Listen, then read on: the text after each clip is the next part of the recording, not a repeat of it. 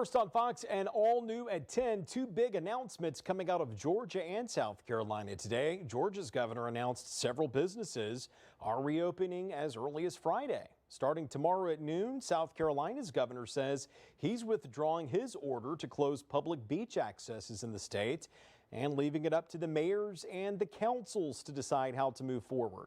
We have team coverage for you tonight. We'll be breaking down what these new guidelines mean for you in the coastal empire and in the low country. Plus, we'll hear from local business owners about what they think about the governor's order. We'll begin in Georgia. Governor Brian Kemp announced that the businesses there on your screen will reopen this Friday. Now, workers still have to follow a set of guidelines like cleaning, wearing masks, and practicing social distancing. Starting next Monday, dine-in restaurants, theaters, and other businesses will also reopen, but bars, nightclubs, and amusement parks will remain closed. So, how does this impact our area? Our team coverage begins in the coastal empire. Fox 28's Cody Thomas is live in Savannah tonight with how people are reacting to this news. Cody?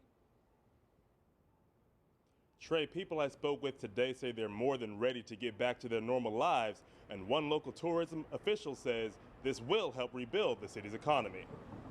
We're all looking for signs these days of recovery and trying to jumpstart the local economy. Those signs made their appearance earlier this afternoon with the announcement of a lot of Georgia's businesses reopening at the end of this week. Some people living in Savannah say this is the right move. I'm happy about it. I think we're ready to be open. I think it's going to be a good thing for all the small businesses in town. I think the young need to get back out and business need to keep going. People are losing jobs, businesses are hurting.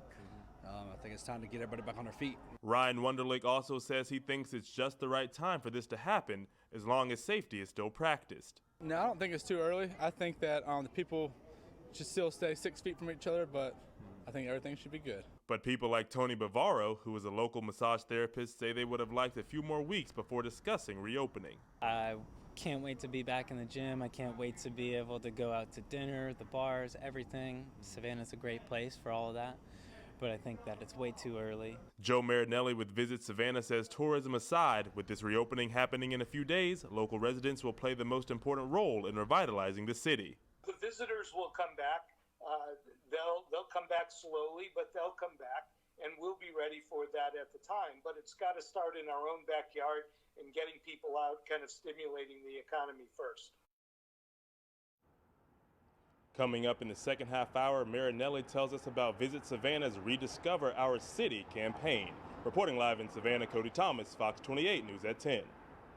Cody, thank you. And shortly after Governor Kemp's announcement, Savannah Mayor Van Johnson posted this on Facebook, quote, premature, irresponsible, and dangerous. Governor Kemp says by reopening these businesses, though, they'll be allowed to take care of basic operations like payroll and other housekeeping items. Governor Kemp also says that the shelter-in-place order is still in effect until April 30th, and the health state of emergency is still in effect until May 13th. He's encouraging anyone who's elderly to stay at home until the state of emergency is lifted. More than 19,000 people have the coronavirus in Georgia tonight. More than 700 people have died from it, and more than 3,000 are in the hospital. State health officials have given more than 84,000 tests. More than 65,000 tests have come back negative. Here's a breakdown in our area. There are 178 cases in Chatham County, 49 in Glenn. The rest are there on your screen. The total number of cases in the Coastal Health District is now 352. In Garden City, we learned a coastal state prison inmate has died due to the coronavirus complications. That's according to a rep with Georgia Department of Corrections.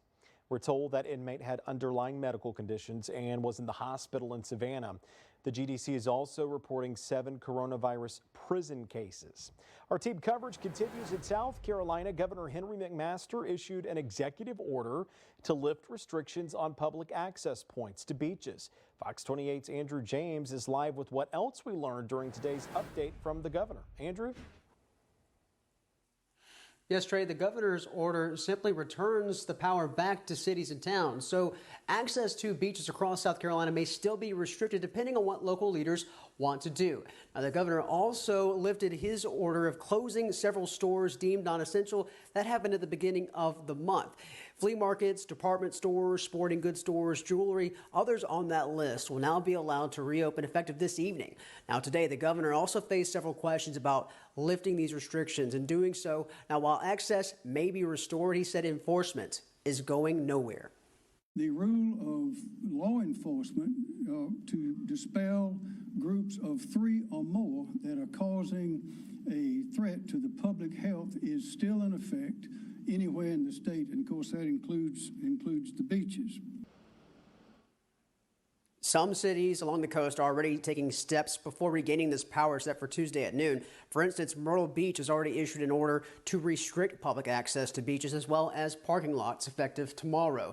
As we saw over the weekend, several beach communities in the low country around Charleston, they still plan to restrict access of non-residents to their islands as well once they regain this power. For now, live in South Carolina, Andrew James for Fox 28 News at 10.